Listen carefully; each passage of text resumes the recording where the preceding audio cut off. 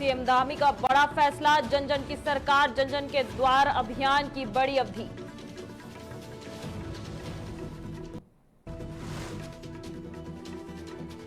स्वास्थ्य क्षेत्र में बड़ी राहत, 17 कैंसर दवाओं पर सीमा शुल्क खत्म, सीएम ने पीएम और वित्त मंत्री का जताया आभार।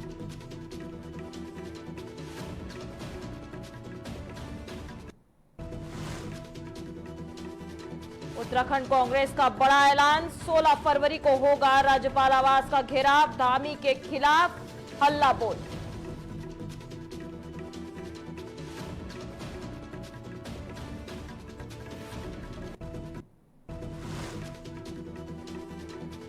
राजधानी में कानून व्यवस्था पर सवाल, वारदात के बाद आरोपी फरार, मच्छी बाजार इलाके में भारी पुलिस बल तैनात।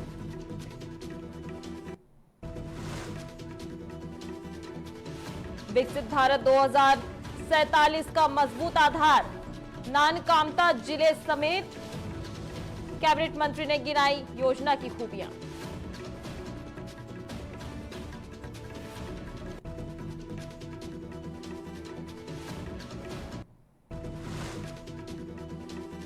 नमस्कार, आप देख रहे हैं न्यूज टीवी इंडिया। मैं आपके साथ श्रेयोशी। चलिए खबरों की शुरुआत करते हैं आज की अहम खबर के साथ। बता दें, मुख्यमंत्री पुष्कर सिंह धामी के निर्देश पर उत्तराखंड सरकार ने अपने महत्वाकांक्षी अभियान यानी कि जन जन के सरकार जन जन के द्वार की अवधि को बढ़ाने का निर्णय लिया है। बता दें, अब यह अभियान प्रदेश के सभी जनपदों में 20 फरवरी 2026 तक संचालित किया जाएगा।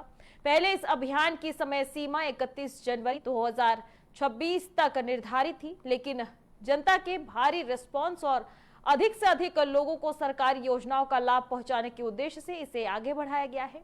वहीं प्रशासनिक आंकड़ों के अनुसार अब तक इस अभियान के माध्यम से 4 लाख से अधिक लोगों को सरकारी सेवाओं और कल्याणकारी योजनाओं का सीधा लाभ मिल चुका है।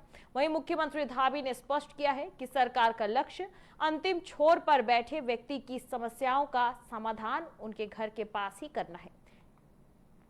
इस अवधि विस्तार से उन लोगों को बड़ी राहत मिलेगी जो अब तक अपनी समस्याओं का पंजीकरण या समाधान नहीं कर पाए थे। 9वीं बार लगातार देश का आम बजट प्रस्तुत किया। मैं सबसे पहले तो उनको बहुत बधाई देता हूँ, शुभकामनाएं देता हूँ और आदरणीय प्रधानमंत्री श्री नरेंद्र मोदी जी के नेतृत्व में जो कल वित्त मंत्री जी के द्वारा बजट प्रस्तुत किया गया है, वो बजट प्रधानमंत्री जी के दूरदर्शी नेतृत्व और 2026-27 का ये बजट भारत की आत्मनिर्भरता, आत्मविश्वास और विकसित भारत के संकल्प को पूरा करने वाला बजट है।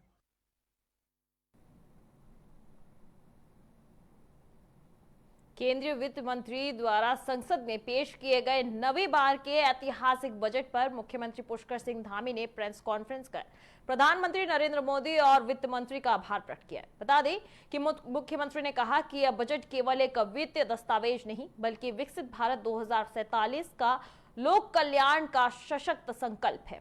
सीएम धामी ने बजट की बारीकियों पर चर्चा करते हुए कहा कि इसमें इकोलॉजी यानी कि पर्यावरण और इकोनॉमी यानी कि अर्थव्यवस्था के बीच संतुलन बनाए रखने पर विशेष जोर दिया गया है। उन्होंने कहा कि उत्तराखंड जैसे पर्वतीय राज्यों के लिए बजट में सत्ता, विकास और योजनाएं शामिल हैं। वहीं विशेष रूप से पर्वतीय ट्रांस यानी कि माउंटेन ट्रेल्स के विकास से राज्य में पर्यटन के लिए नए अवसर खुलेंगे। फरवरी को कांग्रेस ने निर्णय लिया है कि हम राज्यपाल आवास कूच करने का काम करेंगे और उसी परिप्रेक्ष्य में आज जो हमारे आंशुवानिक संगठन है उनकी बैठक थी, गढ़वाल मंडल के जिला और महानगर अध्यक्षों की बैठक थी। इसमें हमने अपने साथियों से आग्रह किया है कि उन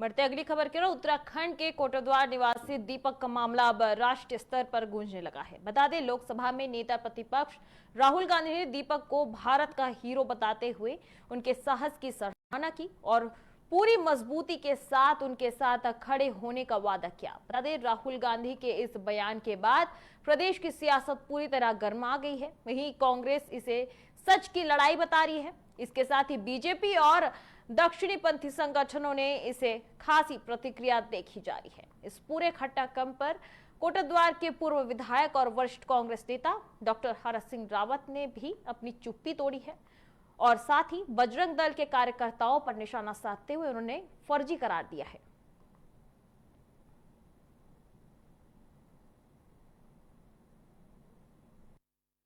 भाजपा जगह जगह उन पे आज जिस तरह भ्रष्टाचार में डूब गई भारतीय जनता पार्टी की सरकार, उससे लोगों को भटकाने के लिए वो कुछ न कुछ बहाने ढूंढ रही है। कोटद्वार में इतना भाईचारा है, मैं आज आपको बता रहा हूं, कोटद्वार के इतना भाईचारा है। कोटद्वार में 5 साल भाजपा से विधायक रहा हूं।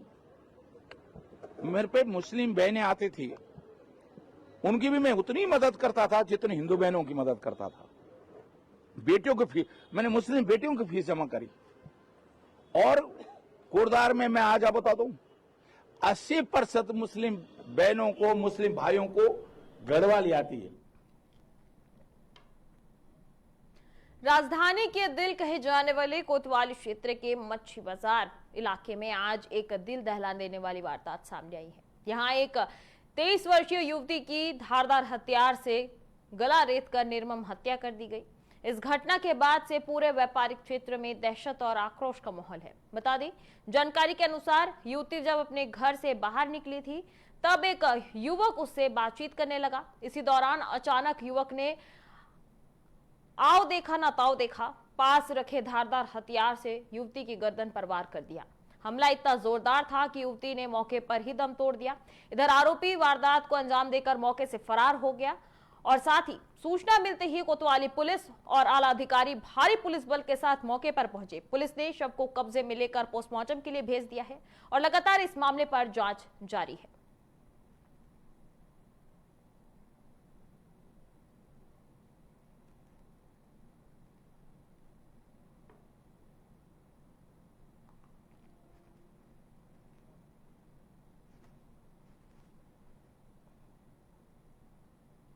चलिए बढ़ते अगली खबर की ओर। उत्तराखंड की कैबिनेट मंत्री रेखा आर्या ने आज नानकामता में आयोजित जिला सम्मेलन के दौरान केंद्र और राज्य सरकार की नई बीबीजी रामजी योजना का जमकर बखान किया है। बता दें, मंत्री ने इस योजना को ग्रामीण अर्थव्यवस्था के लिए क्रांतिकारी बताते हुए इसकी तुलना मनरेगा से की और कहा कि ये योजना मनरेगा से भी अधिक प्रभावी और बेहतर साबित होगी।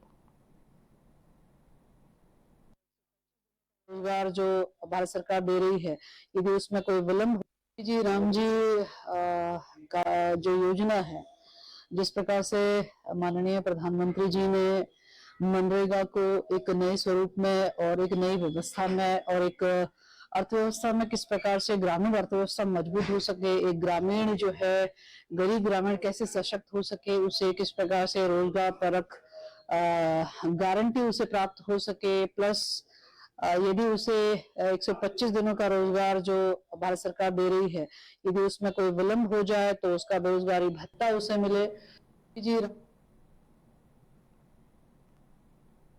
रुक करते अगली खबर की ओर। जीएसटी दरों में कमी के कारण परिवहन विभाग को राजस्व और नुकसान हो रहा है। बता दें, विभाग के अनुसार वाहनों की कीमतों में गिरावट के कारण टैक्स स्लैब बदले हैं, जिससे करोड़ों रुपए के राजस्व का नुकसान हुआ है। इधर संभागीय परिवहन अधिकारी प्रशासन संदीप सैनी ने बताया कि जीएसटी स्लैब में कमी का सीधा असर वाहन पंजीकरण से मिलने वाले टैक्स पर पड़ा है। वहीं करीब 2.5 महीने की अवधि में लगभग 7 करोड़ रुपए के टैक्स का नुकसान हुआ है, जो विभाग के कुल टैक्स टारगेट का करीब 2.5% है। वहीं राजस्व में आई इस कमी की भरपाई के लिए परिवहन विभाग द्वारा बकाया वसूली पर सख्त कार्रवाई की जा रही है। इसके तहत हर महीने औसतन करीब 6.5 करोड़ रुपए की वसूली की जा रही है। साथ ही आरसीटी और नोटिस भी जारी किया गया है। विभाग का लक्ष्य है कि वह राजस्व की कमी को पूरा करने के लिए बकाया वसूली पर और अधिक जोर दे।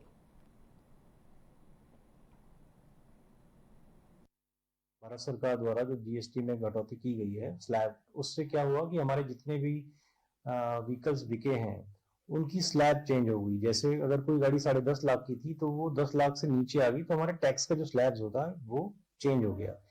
जब हमने इसका पूरा जो आकलन किया, इवैल्यूएशन के बाद ये देखा, पूरे 2.5 महीने में हमें लगभग 7 करोड़ का टैक्स में नुकसान हुआ है, जो हमारे जो टारगेट होता है टैक्स का लगभग उसका 2.5% है। तो उसकी कमी को पूरा करने के लिए हम जो एरियर, जो हमारा जो बकाया वसूली होती है, उस पर हमारे एआरटी प्रशासन द्वारा अच्छी कार्रवाई की जा रही है।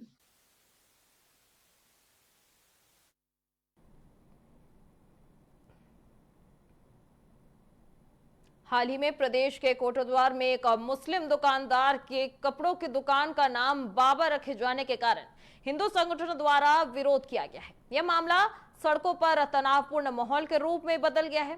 इस प्रकरण के बाद कानून व्यवस्था को लेकर विपक्ष भी सरकार पर सवाल खड़ा करते दिखाई दे रही है। वहीं इस विषय में उत्तराखंड वक्फ बोर्ड के अध्यक्ष शादाब शम्स ने क्या कुछ कहा, सुनिए।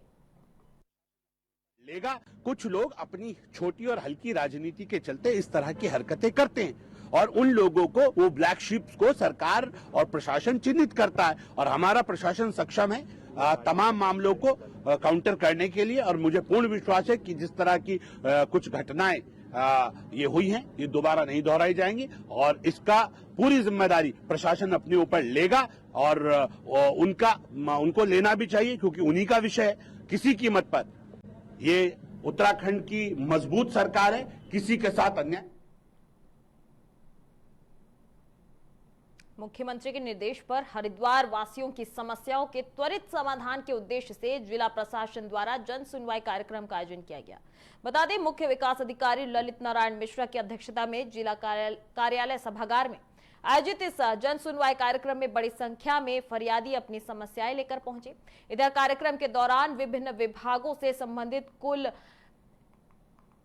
81 से अधिक शिकायतें व समस्याएं दर्ज की गई, जिसमें से 28 समस्याओं का मौके पर ही समाधान किया गया। वहीं जन सुनवाई के दौरान भूमि पैमाइश, नाला निकासी, जल भराव, गंदगी जैसे अन्य जन सरोकार से जुड़ी समस्याएं प्रमुख रूप से सामने आई।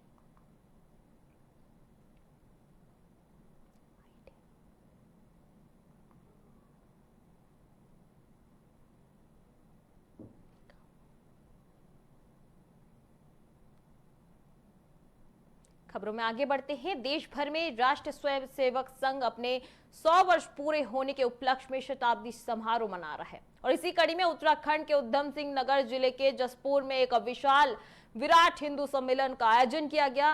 सिद्ध मनोकामना मंदिर के समीप आयोजित इस कार्यक्रम में हजारों की संख्या में जन सैलाब उमड़ा और वहीं काशीपुर से पहुंचे मुख्य अतिथि आचार्य कार्तिक वल्लभ मानोदय और महिला वक्ता माधवी सिंगल ने दीप प्रज्वलित कर कार्यक्रम का आगाज किया। इस सम्मेलन का मुख्य उद्देश्य हिंदू समाज को अपने धर्म के प्रति जागरूक करना और संगठित रहने का संदेश देना था।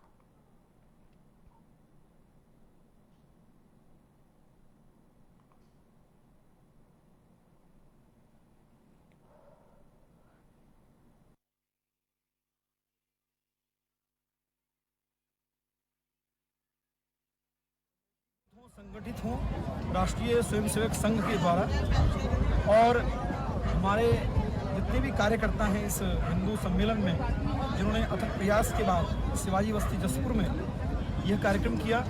इसके पीछे का उद्देश्य यह है, हिंसया दूयते, हिंसा से हम दूर रहें और हिंदू ने कभी किसी को कष्ट नहीं पहुंचाया। हमारी जो विरासत है, हमारी जो संस्कृति है, हिमालय से लेकर के इंदु सरोवर तक, कन्याकुमारी तक, ये सारा भारतवर्ष वैदिक सनातन हिंदू परंपरा में जब हम देखते हैं अपने वेदों को, अपने उपनिषदों को, अपने शास्त्रों को, तो हिंदू संस्कृति अर्वाचीन है, प्राचीन है। स्वयंसेवक संघ की 24वीं शताब्दी पर देश में विभिन्न जगह पर विराट हिंदू सम्मेलन हो रहे हैं और ये इसका इस समय तो राष्ट्रीय स्वयंसेवक की रुक करते अगली खबर की ओर। कोटद्वार में एक दुकान के नाम को लेकर उपजा विवाद अब पुलिस कार्रवाई और सियासी बयानबाजी तक पहुंच गया है। बता दें, इस मामले में कोटद्वार पुलिस ने 2 अलग-अलग एफआईआर दर्ज की है। पुलिस का कहना है कि कानून व्यवस्था बिगड़ने की कोशिश को इजाजत नहीं दी जाएगी। वहीं कोटद्वार में दुकान के नाम को लेकर हुए विवाद के बाद पुलिस ने अब सख्ती दिखाई है। दुकानदार वकील अहमद की शिकायत पर 2 नामजद और अज्ञात लोगों के खिलाफ एफआईआर दर्ज की गई है। वहीं आरोप है कि कुछ युवकों ने दुकान का नाम बदलने की धमकी दी है। वहीं सांप्रदायिक सौहार्द बिगड़ने और हंगामा करने के आरोप में भी 30 से 40 अज्ञात लोगों के खिलाफ मुकदमा दर्ज किया गया है। उधर सोशल मीडिया पे चल रही भड़काऊ बयानबाजी को लेकर भी पुलिस ने लोगों को कड़ी हिदायत दी है।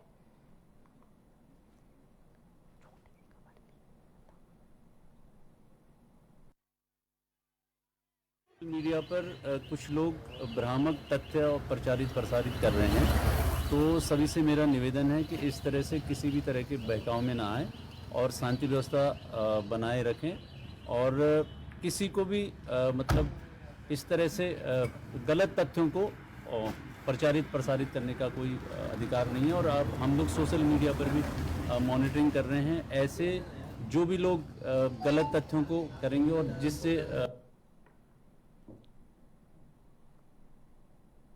खबरों में आगे बढ़ते हैं। पौड़ी के पिनानी जबरौली के बीच चंदौली स्टेडियम में आज तालियों की गड़गड़ाहट से गूंज रहा है। बता दी, मौका है कि महादेव क्रिकेट टूर्नामेंट का है। वहां ज्येष्ठ प्रमुख राजपाल विष्ट और स्थानीय ग्रामीण प्रधानों की मौजूदगी में पहली बार इस ऐतिहासिक गांव में क्रिकेट का बल्ला घूमा है। वहीं युवाओं में जोश है और मातृशक्ति भी इस आयोजन को सफल बनाने के लिए मैदान में डटी है। लेकिन इस टूर्नामेंट की चमक के पीछे गांव की बदहाली का अंधेरा भी साफ देखने को मिल रहा है। वहीं पिलानी गांव, जहां उत्तराखंड के दिग्गज नेता रमेश निशांक ने जन्म लिया है, वहीं विडंबना देखिए, जिस गांव ने प्रदेश को मुख्यमंत्री और केंद्र को मंत्री दिया, वह गांव आज भी विकास की मुख्य धारा से बाहर है। आज तो बहुत बड़ी खुशी की बात है कि हमारे क्षेत्र गुरदौर से पट्टी के अंदर चंदौली स्टेडियम में ये मैच का शुभारंभ हो रहा है, जो कि मेरे ख्याल से हमें 7 साल से ऊपर हो गई। यहाँ अभी तक कोई ऐसे किस्म का आयोजन नहीं हुआ है। तो ये जो स्टेडियम आयोजन हो रहा है, प्रतियोगिता का आयोजन हो रहा है, ये हमारे जो महादेव जी हैं उनके नाम से इसको दिया गया है देश को, ये महादेव टूर्नामेंट। मुझे बहुत खुशी हो रही है कि आज हमारी ग्राम सभा पिनानी में आज मैच हो रहा है और हमें हमारे बच्चों का ये बहुत बड़ा। रुक करते अगली खबर की ओर। ऋषिकेश देहरादून हाईवे पर काली मंदिर और 7 मोड़ के बीच देहरादून से ऋषिकेश की ओर आ रहे एक ट्रक ने आगे चल रही स्कूटी को टक्कर मार दी। बता दें, घटना में स्कूटी के परचक्के उड़ गए और स्कूटी सवार 2 युवक गंभीर रूप से घायल हो गए। उनको एम्बुलेंस से अस्पताल पहुंचाया गया, जहां डॉक्टरों की जांच के बाद एक युवक को मृत घोषित कर दिया गया। बता दें, पुलिस ने मृत का शव कब्जे में लेकर पोस्टमार्टम के लिए भेज दिया है। वहीं घायल का इलाज फिलहाल जारी है और साथ ही पुलिस इस पूरे मामले की कार्रवाई शुरू कर रही है।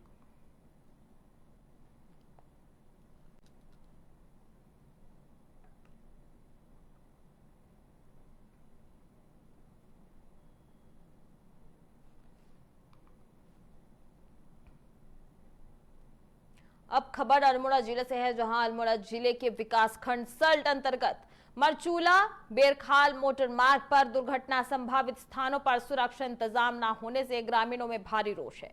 बता दें, संभावित स्थान पर पेटा फीट और कैश बैरियर न लगाए जाने के कारण कभी भी बड़ा हादसा हो सकता है। ग्रामीणों का कहना है कि प्रांतीय खंड लोक निर्माण विभाग द्वारा कुछ स्थानों पर पेटा फीट और कैश बैरियर लगाए गए हैं, लेकिन जिन स्थानों को पहले से ही दुर्घटना संभावित स्थान है।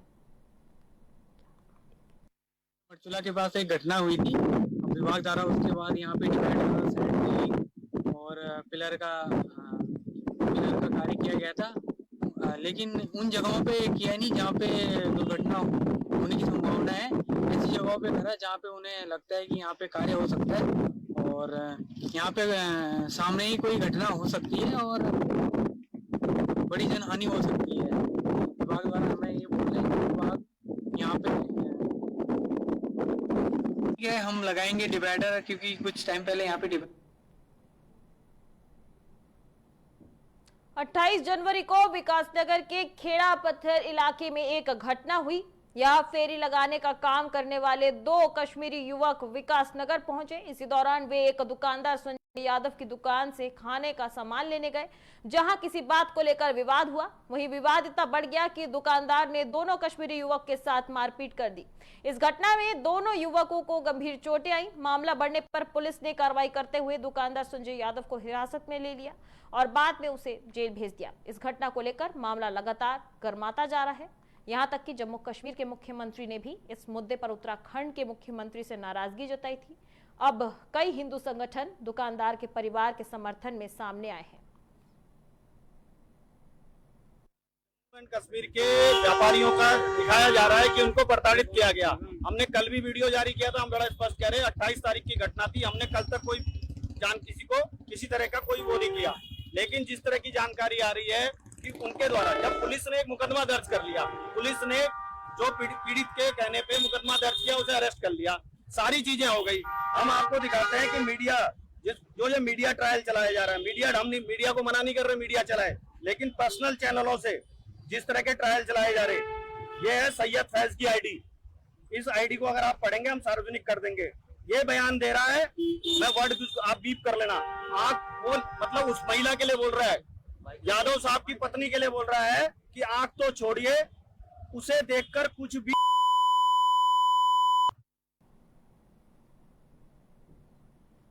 देहरादून जिले में महिलाओं में सर्वाइकल कैंसर के बढ़ते मामलों को देखते हुए स्वास्थ्य विभाग ने इसकी रोकथाम और समय पर जांच के लिए पूरी तैयारी कर ली है। बता दें, विभाग ने प्राथमिक स्वास्थ्य केंद्र से लेकर बड़े अस्पतालों तक जांच और इलाज की एक मजबूत व्यवस्था बनाई है। देहरादून के मुख्य चिकित्सा अधिकारी डॉक्टर मनोज कुमार शर्मा ने बताया कि सर्वाइकल कैंसर महिलाओं में गंभीर बीमारी है, लेकिन अगर समय पर जांच हो तो इसे काफी हद तक रोका जा सकता है। देखिए,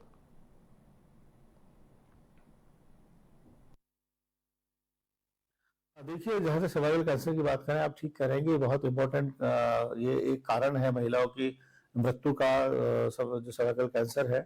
और पहले से ही हम आयुष्मान आरोग्य मंदिर के लेवल पे अगर हम बात करें, CHO लेवल पे बात करें, तो हमारा जो है स्क्रीनिंग के जो टूल्स हैं हम उनको उपलब्ध कराए हुए हैं, सर्वाइकल कैंसर की स्क्रीनिंग वो कर सके सिम्टोमेटिकली भी, और VI किट भी उनको उपलब्ध कराई गई है ताकि वो उसको स्क्रीन कर सकें। और जो सस्पेक्टेड केसेज हैं उनको हायर एग्जामिनेशन के लिए वो फिर डिस्ट्रिक्ट हॉस्पिटल में या मेडिकल कॉलेज में उसको रेफर करें। तो ये हमारा पहले से सिस्टम चल रहा है सिम्टोमेटिकली स्क्रीनिंग का, और VI किट के माध्यम से जो स्क्रीनिंग का है वो सिस्टम पहले से चल रहा है।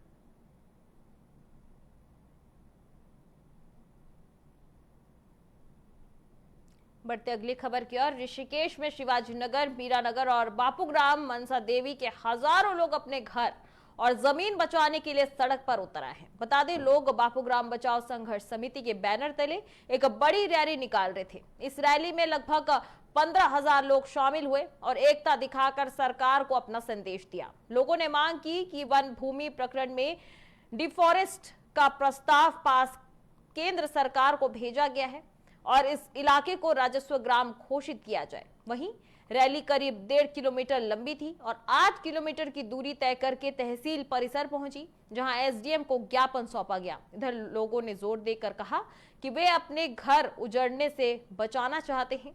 साथ ही उन्होंने कहा कि वे सुप्रीम कोर्ट के आदेश का सम्मान करते हैं, लेकिन सरकार को जनता के हित में फैसला लेना चाहिए। वे कोई भीख नहीं मांग रहे हैं, बल्कि अपना हक चाहते हैं। उन्होंने बताया कि इस इलाके में सरकार की करोड़ों की योजना पहले से ही लागू है।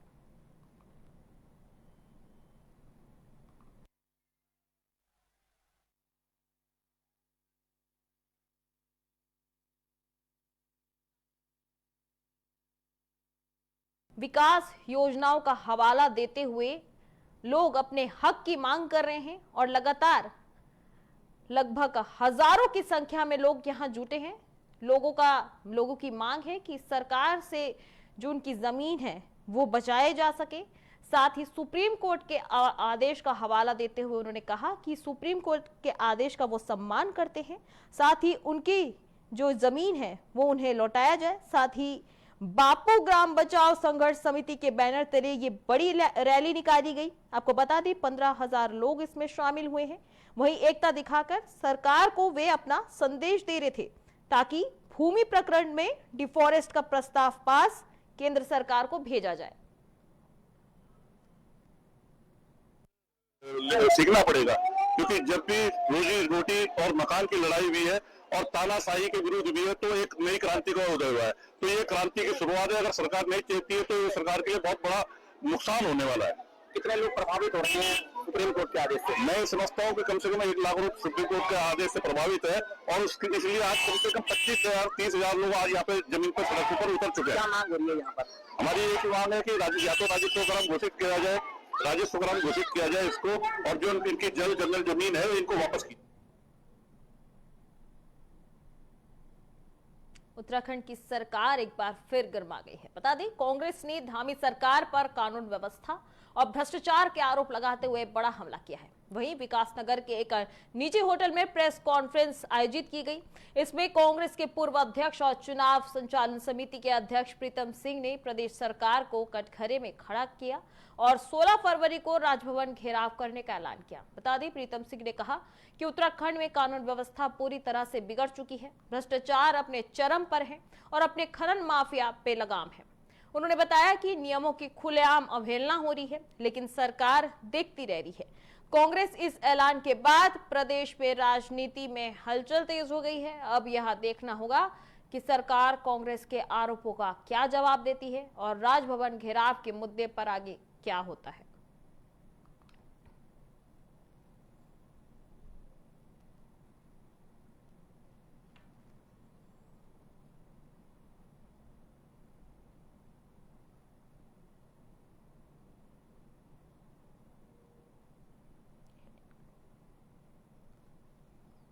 बता दें ये खबर देहरादून से है, जहां कांग्रेस ने धामी सरकार पर कानून व्यवस्था और भ्रष्टाचार के गंभीर आरोप लगाए हैं। बता दें प्रेस कॉन्फ्रेंस के दौरान चुनाव संचालन समिति के अध्यक्ष प्रीतम सिंह ने प्रदेश सरकार को कटघरे में खड़ा किया और साथ ही कहा कि 16 फरवरी को राजभवन घेराव करने का उन्होंने ऐलान किया। साथ ही प्रीतम सिंह ने कहा कि उत्तराखंड में कानून व्यवस्था पूरी तरह से बिगड़ चुकी है, जिसके लिए 16 फरवरी को वे राजभवन का घेराव करेंगे। वार्ता यहाँ आउट की गई है, उसमें बड़ा स्पष्ट है जो सरकार इस राज्य के अंदर है वो सरकार लगातार जन विरोधी निर्णय लेने का काम कर रही है। हालात बद से बदतर है, कानून व्यवस्था पूरी तरीके से ध्वस्त है, भ्रष्टाचार अपने चरम पर है, किसान सड़क पर है, नौजवान सड़क पर है, खनन माफिया, शराब माफिया, भू माफिया सरकार को संचालित करने का काम कर रहा है। ये देवभूमि है, इसमें किसान आत्महत्या करने का काम कर रहा है। यहाँ की अर्थव्यवस्था पूरी तरीके से ध्वस्त है और सत्ता में बैठे हुए लोग जब जब चुनाव आता है तब तक जो है इस देश और प्रदेश की संप्रदाय सौहार्द को जो है समाप्त करने का प्रयास करते हैं। और कांग्रेस ने सरकार के जन विरोधी जो निर्णय है उनके खिलाफ 16 फरवरी को जो है देहरादून के अंदर राज्यपाल आवास कूच करने का निर्णय लिया है। इसी परिप्रेक्ष्य में प्रेस कॉन्फ्रेंस यहाँ पर आयोजित की गई।